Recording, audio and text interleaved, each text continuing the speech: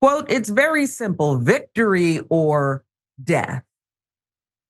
At Turning Point USA event recently, Steve Bannon asked the many young men and women there, are you prepared to fight? Are you, Steve Bannon? Are you prepared to leave it all on the battlefield? But the real question is he prepared to turn himself in? Watch. Are we at war? Is this a political war to the knife? Are you prepared to leave it all on the battlefield in 2024? November 5th is Judgment Day. January 20th, 2025 is Accountability Day. MAGA is in charge. Ladies and gentlemen, it's very simple. Victory or death.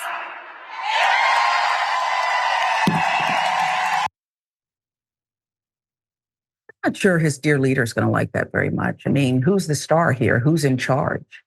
Anyway, that's just my take. Sources are saying Bannon won't be spending his prison term in a club fed as he had hoped. Not for you, Steve.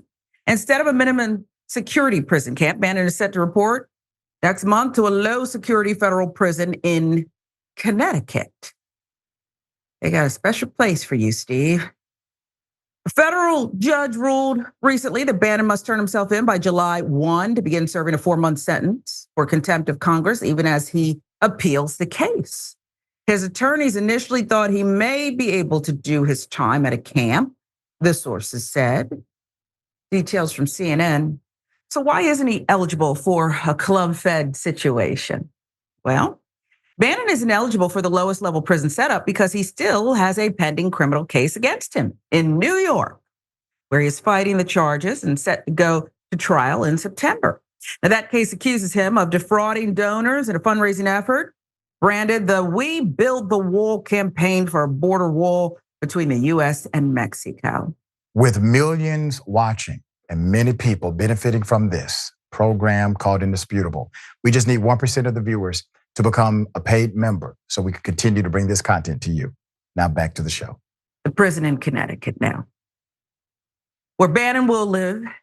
It houses a large number of white-collar criminals, but it also may house violent and sex offenders in its men's population. It doesn't have cells and instead houses its inmates in open pods, yet it does have a noticeable barrier, referred to colloquially as the wall, between the prison facility and the outside world, which prison camps don't have. He wanted to build a wall, and now he has one, or shortly he will. Going to the infamous Rikers is still a possibility for Bannon. Bannon could still potentially face rougher prison environments. He may need to be held in a facility in New York City, such as the infamous Rikers Island Jail, during his state trial proceedings if it takes place while he is still serving his federal sentence. According to one of the sources, his time in federal prison is likely to run through October if no appeals court intervenes, the person said.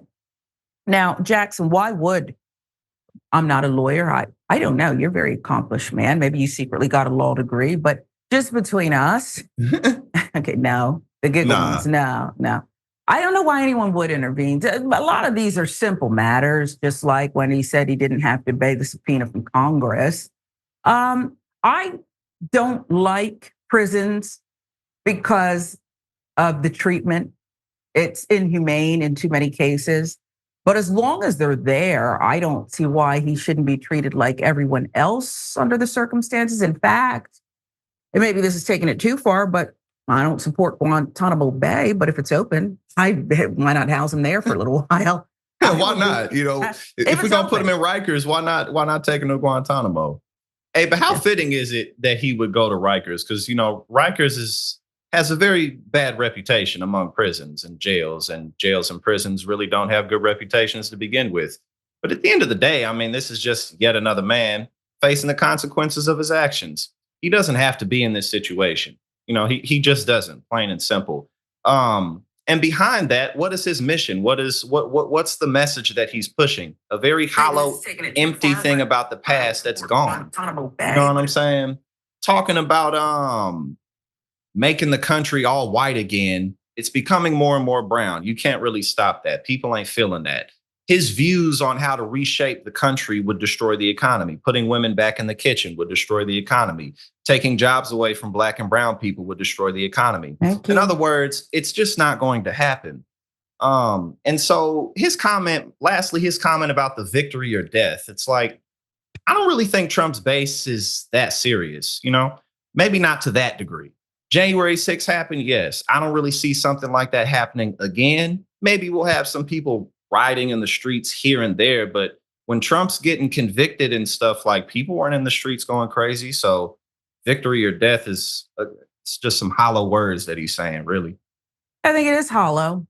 And, they left out one other thing: victory, joining the J6 choir because you're on the inside, and then I guess, death is a possibility.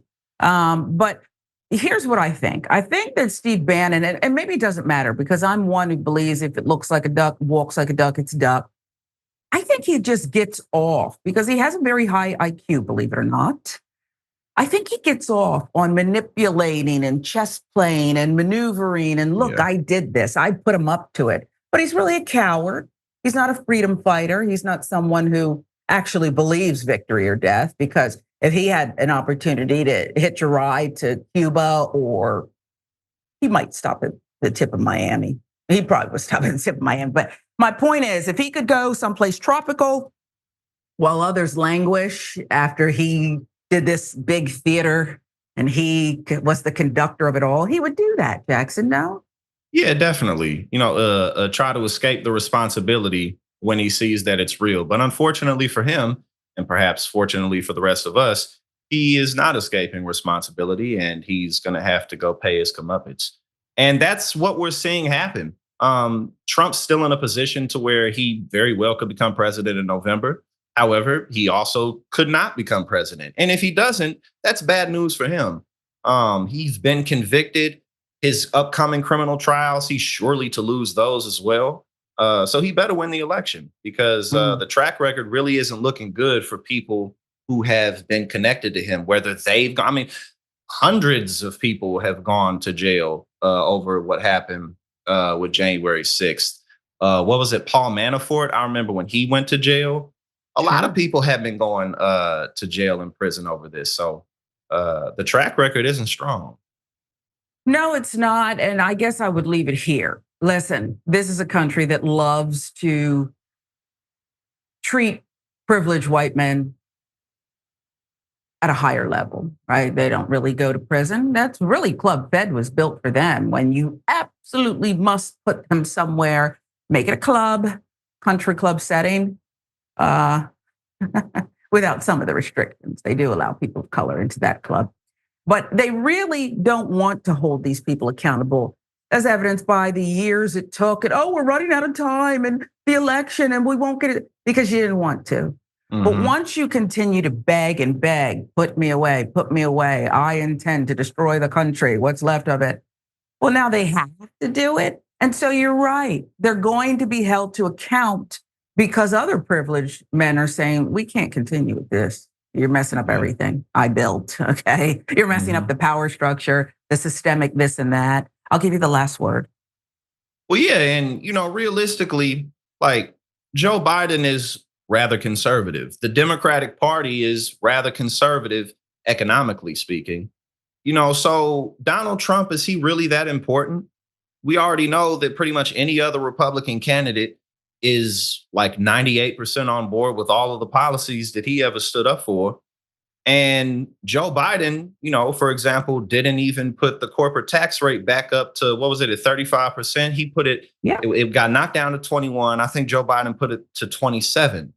So, the corporate elements in this country get what they want either way, maybe a little more with Republicans, but they've been playing the waiting game for all this time. Took them 50 plus years to reverse Roe. So is it really that big of a deal? Not really. So. No, I think that sums it up perfectly, beautifully. This is a system that we want to say it's a two-party system. Well, we don't want it to be that way, but it is.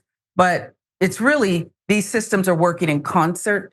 These two parties are more alike than one would care to believe, just because there's this radical orange movement on one side that is white hot with corruption and just all kinds of crime, doesn't mean that they're not all still in pursuit of, or at least support of, a common goal where the rich get richer and others are, well, just scrounging and scrapping for what's left.